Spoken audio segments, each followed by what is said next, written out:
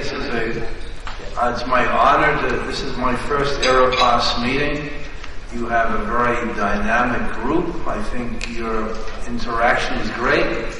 I think SteelOrbis does a quite spectacular job.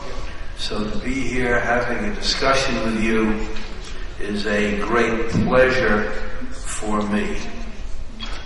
And I thought I'd begin by telling you a true story. A leading steel plant liquidator dies. During his career, he scrapped many steel plants, some of which could have continued. He caused many workers to be unemployed. So, for that reason, he was sent to hell. 2 days later, the devil sends an email to God and says, God, you must accept the steel plant liquidator immediately in heaven. So God gets on his cell phone, he calls the devil and says, Devil, what's your problem? He says, well, the steel plant liquidator has been here only 2 days. Already he has closed down 3 furnaces. So, my presentation today and my interaction with you, let's say, it's really a think piece.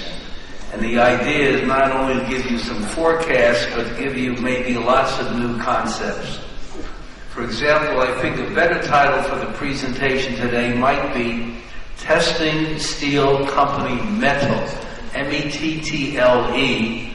That word in English means courage, spirit, resolve, and vigor. I also thought I would start by giving you some of the concepts that I rely on and what I think about when trying to forecast what's happening and what's the foundation of world steel dynamics. So basically, I consider myself an industrial structure economist, i.e. how do pricing patterns vary in a competitive, monopolistic, or oligopolistic situation. And how does the structure of an industry or the steel industry change, and over the cycle, which firms have the pricing power to pass on their costs? And that's the absolute foundation of all of our work. I also believe, so that was a lecture, but sorry, that economics is the study of the human equation in the marketplace. I'm a total believer in the invisible hand where price allocates resource. I'm a total believer in what we call the fixed asset investment flywheel.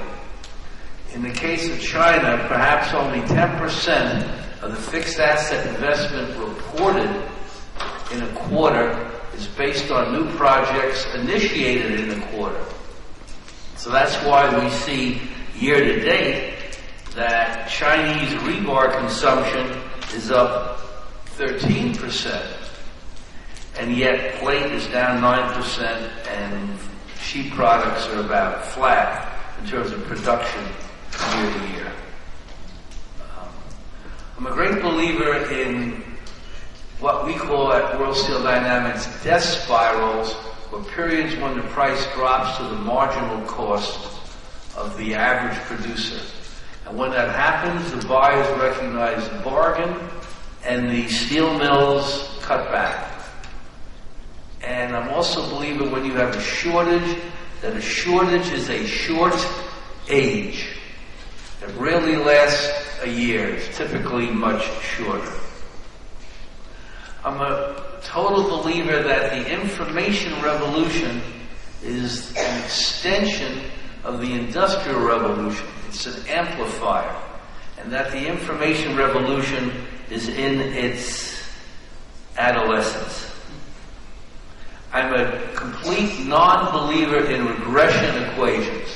There's not a single regression equation in all of the information systems that we have created over the years at World Steel Dynamics.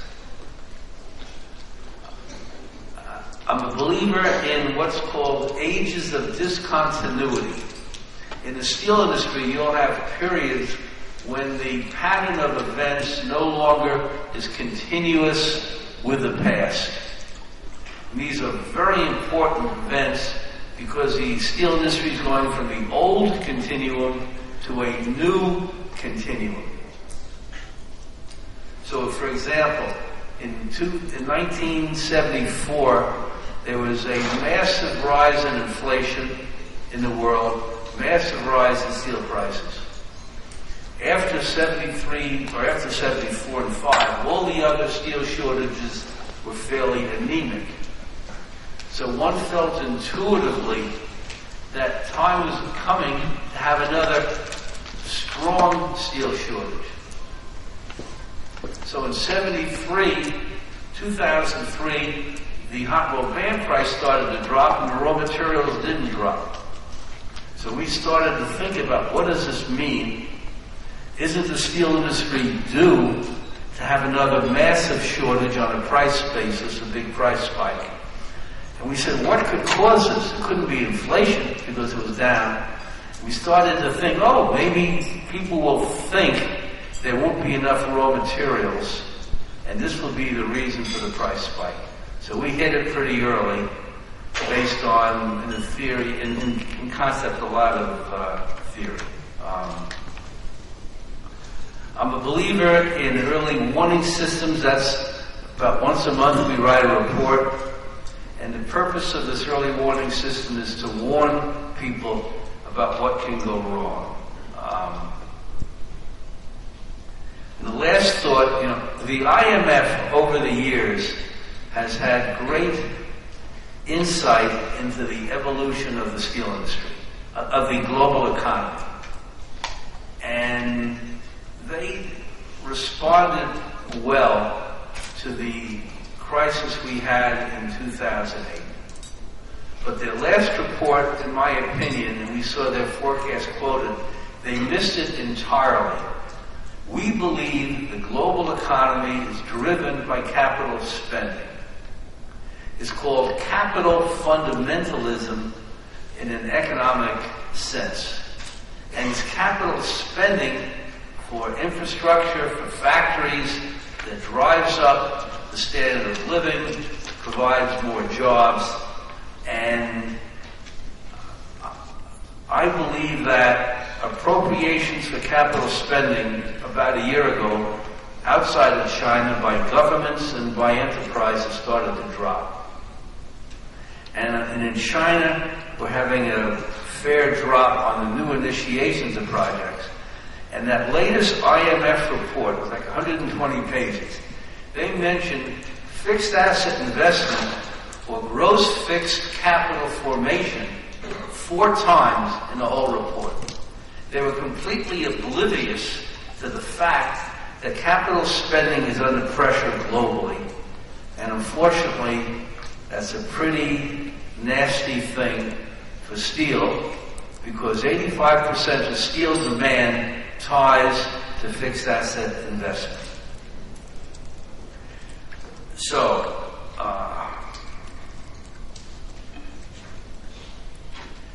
let me give you 11 points or concepts. The first is that we are now in a world of never-ending chaos because of the information revolution. And we're getting, as part of this, a lot of price disparity. For example,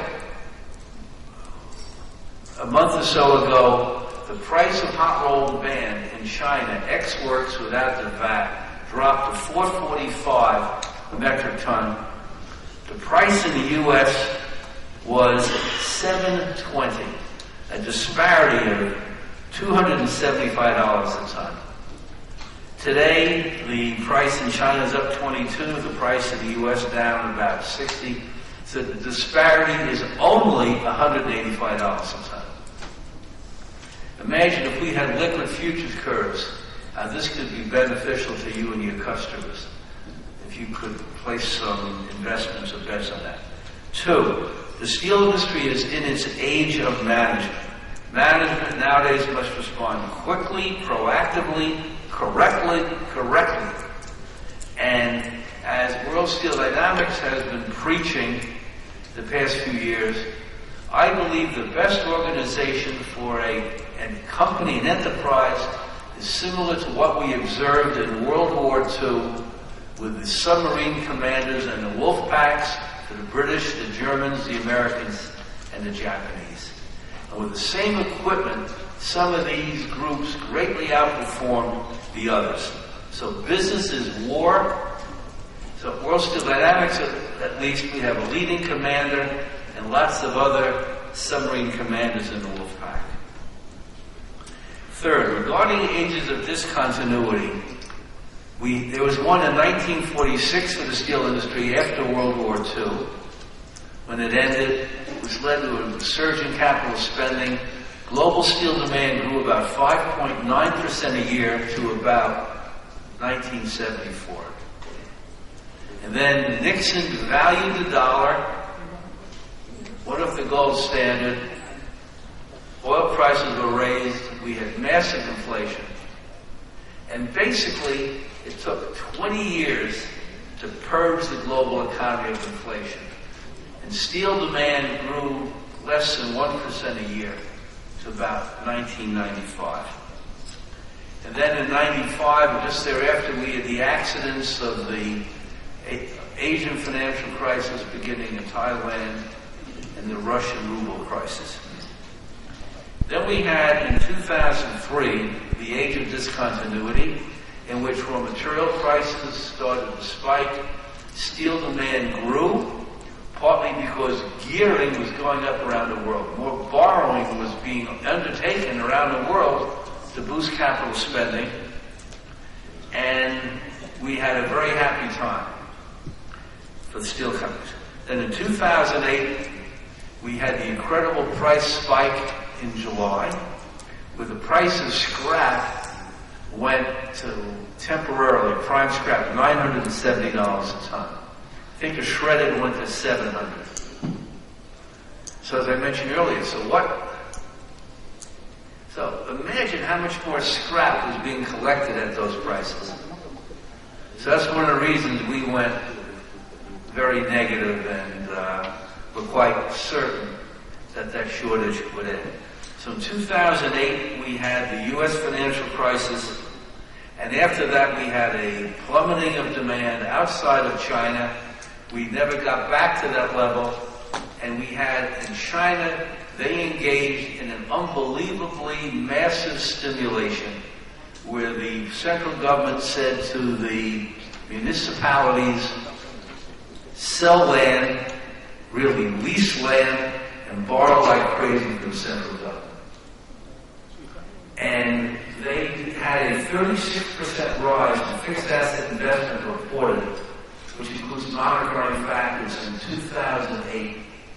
And in 2009, on a crude steel basis, steel demand in China went up about 110 million tons. Isn't that unbelievable? And right now they're paying the consequences of that problem. Then, as you know, we've had the 2011 Eurozone crisis, which never seems to end. So we're now in a period of obvious constraints. So we're saying there are three possibilities now looking ahead to 2017. One scenario would be the over the cliff, with you just have global recession and things are terrible. Let's say that has 5% odds. Then you have the open road scenario, maybe the global steel demand grow 3%. And then we have what we call the rutted road scenario. There are deep ruts in the road, so the Chinese who are driving the bus can't drive very fast. And we say that rutted road, the deep crevices in it, are being caused by the breaking of the massive fixed asset investment flywheel. So we say, for what it's worth, we think the rutted road scenario can end around 2017, at which point the constraints to growth around the world have been overcome. So if we want to begin from 2008, that's a 9-year period compared to the 20 years it took to purge the global economy after the inflation of the mid-70s. And the reasons are we have the information revolution causing allocating resource, and basically excess debt as a share of GDP is a hell of a lesser problem than having massive inflation. Now, point 4, the information revolution, I think became extraordinarily apparent in 1989 when Nucor began producing thin slab hot rolled band at its plant in Crawfordsville, Indiana. And scrap prices were still cheap, and Nucor's cost advantage was unbelievable over the integrated mills. And they proceeded to build other plants and let anybody who wished to come to their plant and become excited and cause probably more plants to be built in the U.S. than would have been the case if they had been less forgiving or generous in offering what was going on. So the information revolution improves product quality, discovers pockets of unused capacity, promotes new technology, promotes labor productivity, promotes fixed asset investment, and synchronizes the global economy. So here's a new one that we started to write about maybe 2 years ago. In my opinion, so let's go back to Japan. Japan had this incredible period, let's say in the 60s, 70s, and 80s, when they had the world's best workers. And they seemed impossible to stop. Sony and other companies were absolutely dominating product quality. And then what happened? Because of the computer, you could take a cheap worker, an inexpensive worker, not cheap, put them in China, and almost produce the same quality that the Japanese could produce. So along comes China.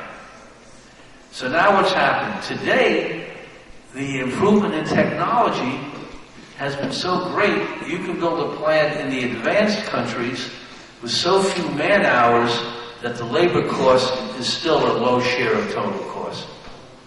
And I believe that today, by far the best place to build a new industrial plant, not a steel plant, is the United States, where you have good labor productivity, extensive transportation systems, available workforces, cheap funds coming. You want to build a $300 million plant, you'll get $50 million of interest-free financing from municipalities, low energy costs. It's unbelievable how the prospect for low and the surplus of natural gas is doing great things in the economy. Huge high-end markets, relatively low taxes, availability of skilled managers, and no country risk. So, point number 5. We are now witness to what we believe is the end of the era of lofty prices for iron ore and coking coal. And I actually also believe in repetition makes reputation.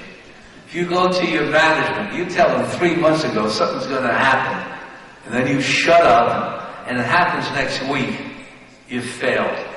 If you believe it, you repeat it, and you repeat it. So we were actually a little early, but we kept saying time and again, iron ore and coking coal prices are going down. Because of supply increases, because we believed in the thinking of the mob. Oh, let me say another thing. When I began working at L.F. Rothschild in April of 1961, I read a book called The Art of Contrary Opinion by a man named Humphrey Neal.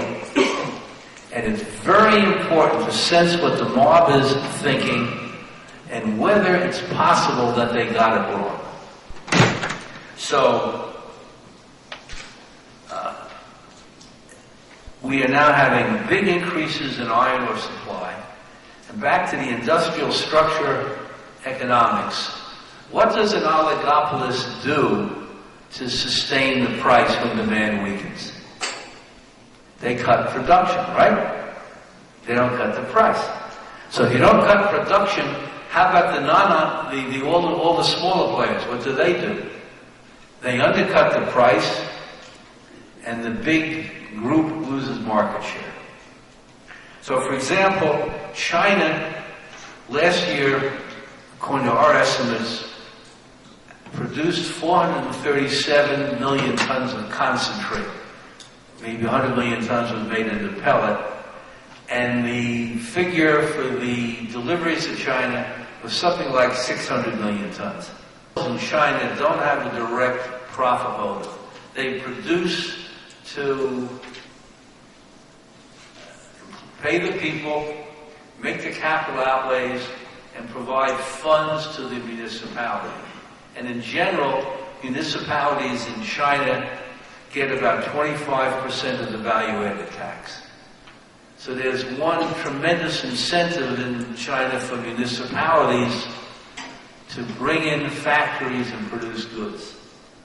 And one of the reasons that you don't see that many mergers in China is because each province is jealous of keeping the production.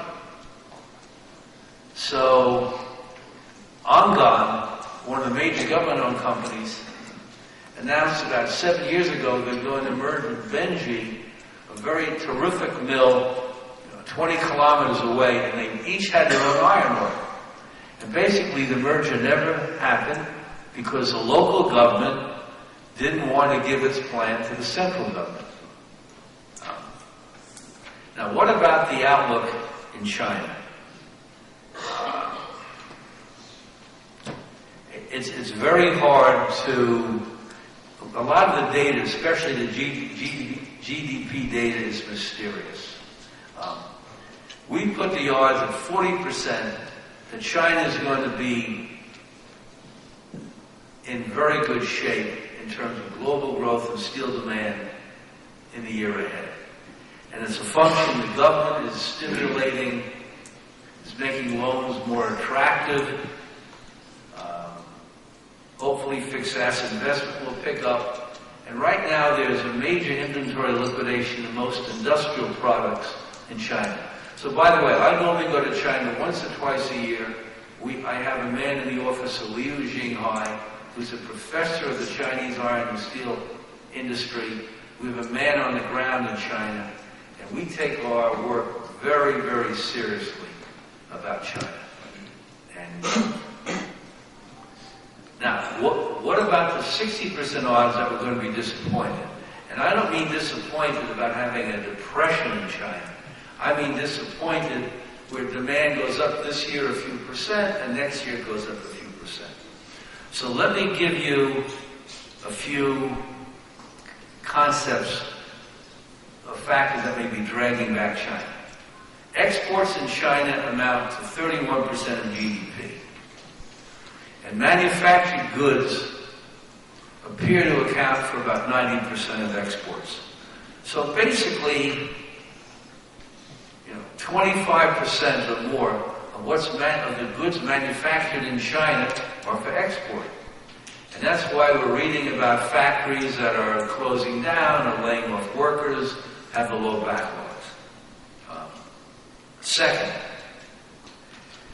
because the land sales were so massive by municipalities in 2008, especially 2009, and land prices have dropped, and the banks are afraid of the home builders, it appears, if the government data is correct, and I said you can't trust it, that land sales this year in China, and only sold by the government, are down 24%. And the borrowings by municipalities are way up. And if you're reading in China about a $200 or $300 billion stimulus program, it sounds like a lot. But their economy is approaching a GDP of $8 trillion. And fixed asset investment adjusted, not reported, which is 75% of GDP, but adjusted is 50% of GDP. So they have $4 trillion of fixed asset investment. When the U.S., I think our GDP is about 17 or 18 trillion, and we have 13% of that is fixed asset investment. So we're about $2 billion. China's double, and their economy is less than half.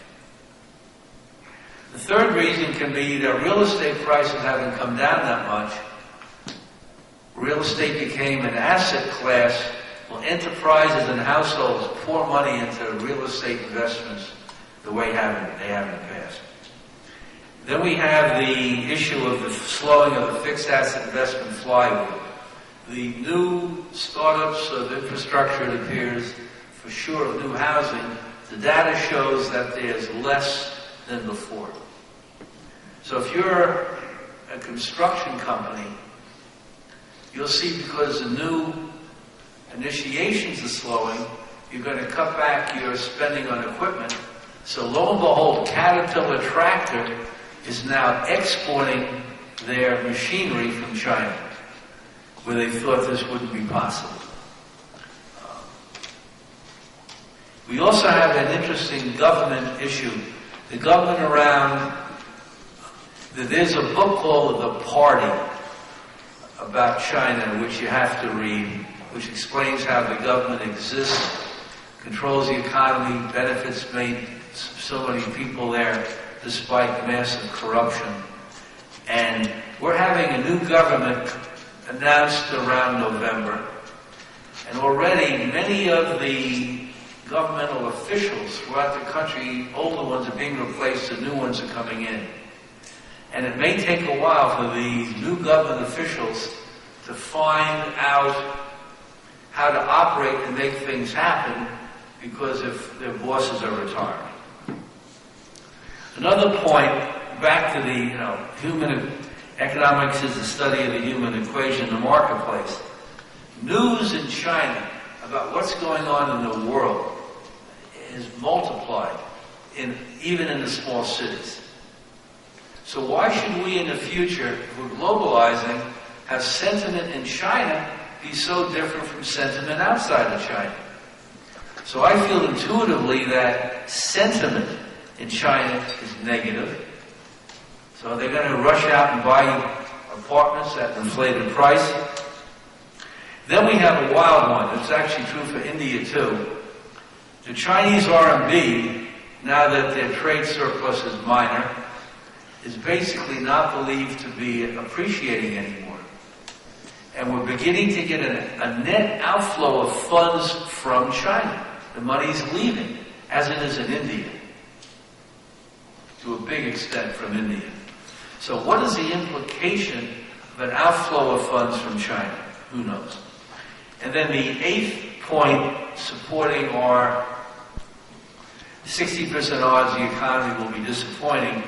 We run a micro and a macro index of activity in steel-consuming sectors of the economy or in individual sectors. And our micro index, which has 11 components, including cement production, is only up about 2.5% year to year on a non-moving average basis. So that's that. Now, point 8. The global steel industry's metallics balance is just as important, maybe more important, than the supply-demand balance of steel-making equipment. And this year, the steel and foundry industries will need about 1.9 billion tons of pig iron, steel scrap, and steel scrap substitutes.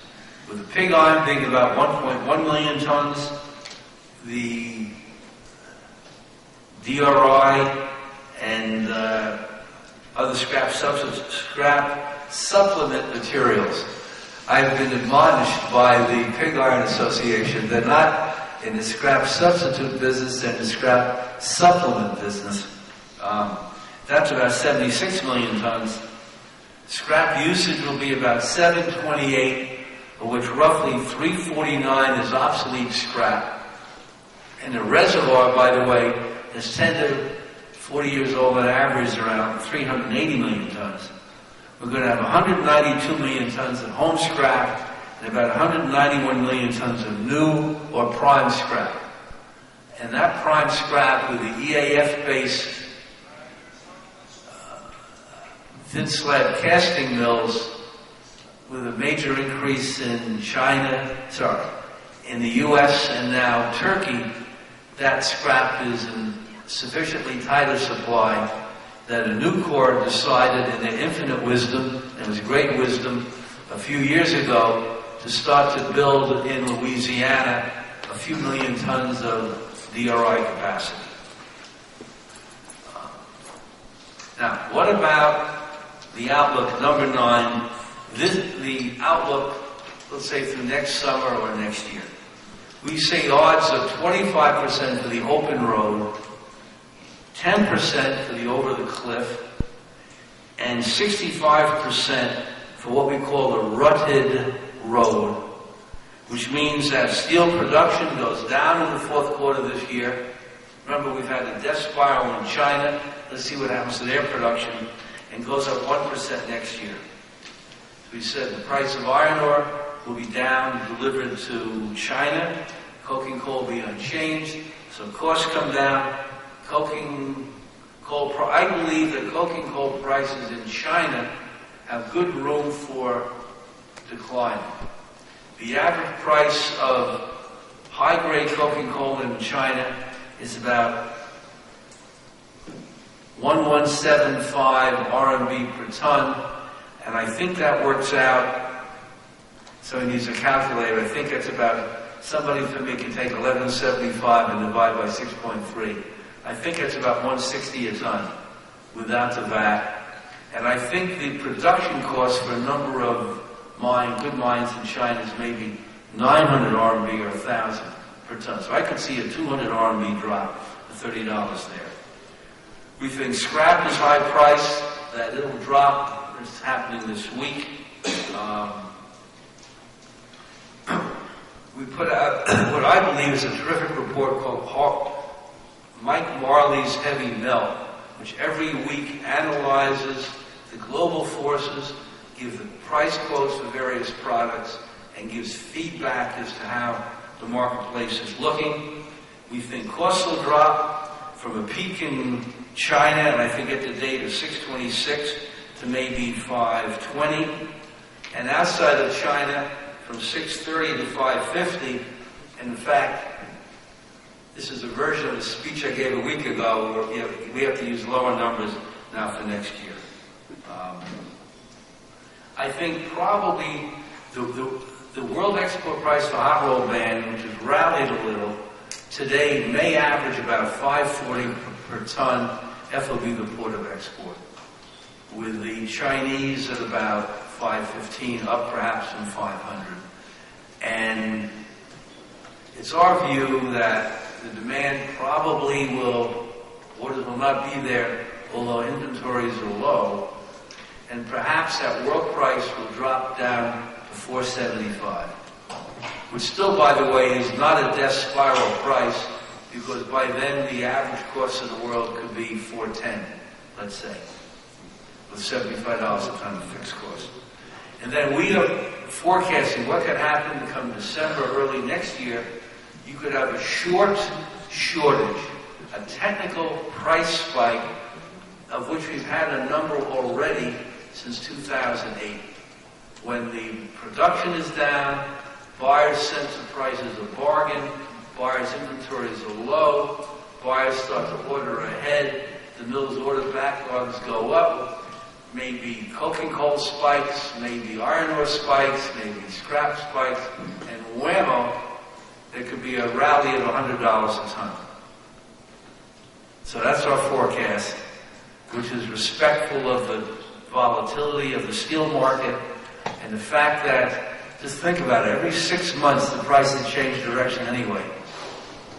And then I think the rest of the year will be a tough year. We think that next year we're going to see more M&A activity. We think the steel industry is going to disintegrate, that multi-plant companies are going to want to sell off some of their assets to concentrate production at the lowest cost assets.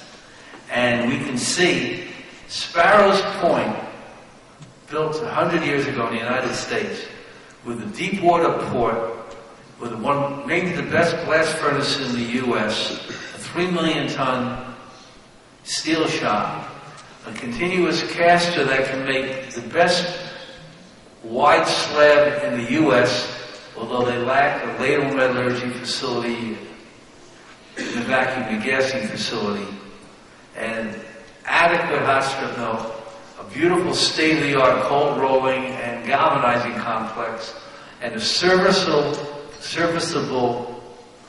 tin plate facility, and there's a shortage of tin plate in the U.S. right now, and a pared down workforce. That was sold for $72 million, that facility. And right now, the steel mills in the world are so petrified about the outlook, apparently, there's no indication that any steel mill is going to step up and purchase this asset. So, point 10, giving you some perspectives on countries.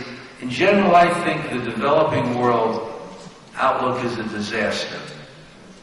Many developing world countries can't export as much because of the slowdown of the advanced countries. They may have inflation problems. They're having high interest costs. They've had weakened currencies. And I think when a country's currency weakens substantially, that's also a measure of rising country risk. So India's in trouble. Brazil in somewhat trouble. Now Japan, not that it will happen. Imagine that the price of raw materials have this big drop. And imagine that for whatever the reason, the Japanese yen goes from 78, if that's where it is today, to 100. The Japanese, with their plants located at the ports, will be competitive with the Russian mills, such as the Magnitogorsk, that may have to spend $90 a ton getting the material to the port.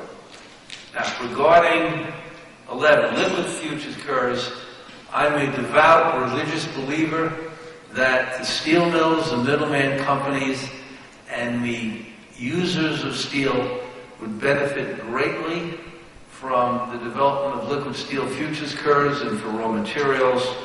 And for sure, concentration no longer is the opportunity, and therefore the panacea that's going to cure the pricing power problem for the steel mills that make the flat rolled steel. Hopefully it'll be the liquid futures curves where people can hedge the risk that'll work to the benefit for sure of the middlemen and the users and probably the steel mills. Now, regarding World Steel Dynamics, we put out once a month, an early warning system report in which we attempt to forecast what's going to happen, and we put lots of spin on industry developments and try to offer some new concepts. We're also developing a global steel information system, and right now we have online the hot roll for all wide hot roll band mills in the world, monthly and interactive online, the process-by-process production costs. And we've just now finished the same system for wire rod plants, which will segue into the estimate of rebar costs. And we'll be doing plate mills. And we have the metallics balances online, as I said, for 44 countries. And as you look at some of the numbers, there's always a surprise. Who would have imagined that Mexico, for example, is a net slab importer when they have on the west coast Sakartza, which has been one of the world's major exporters? I mean, when you think about it, you know why, but I guess I didn't think about it, and it's quite a shock. And we are planning to have online shipments by product, by country, including imports and exports, and on the apparent consumption, we're going to have the consumption by market. So you hit a button and you'll see what are the automotive apparent consumption by country, by product. We'll have financial data, global economic data, It's a microeconomic system, and I believe it's an important development for the survivability of World Steel Dynamics long run. So we are having, in February, 5 to 7, the Steel Success Strategies Conference in Istanbul. And in New York, in the middle of June each year, we're fortunate to have, this year, 1,100 people show up for our Steel Success Strategies Conference. And I think Turkey is such an important place in the world because the action is there, and we're going to try to bring in some leading executives in the global industry to participate in this conference. So basically, the outlook today is scary. We haven't defined yet how bad things will be.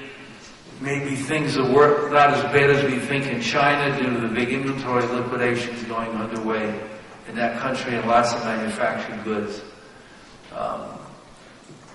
But on balance, I think the next few years are going to be ones in which the well-positioned companies and astute managements, that well-positioned companies have the opportunity to grow stronger versus the competition, just as was a period from the 90s to the early 2000 period, when a number of companies, despite the difficult environment, did well. And in this audience, since you have many middleman companies, I mean, you should, in theory, in this volatile, unpredictable environment, have an opportunity to have a prosperous year next year. So thank you.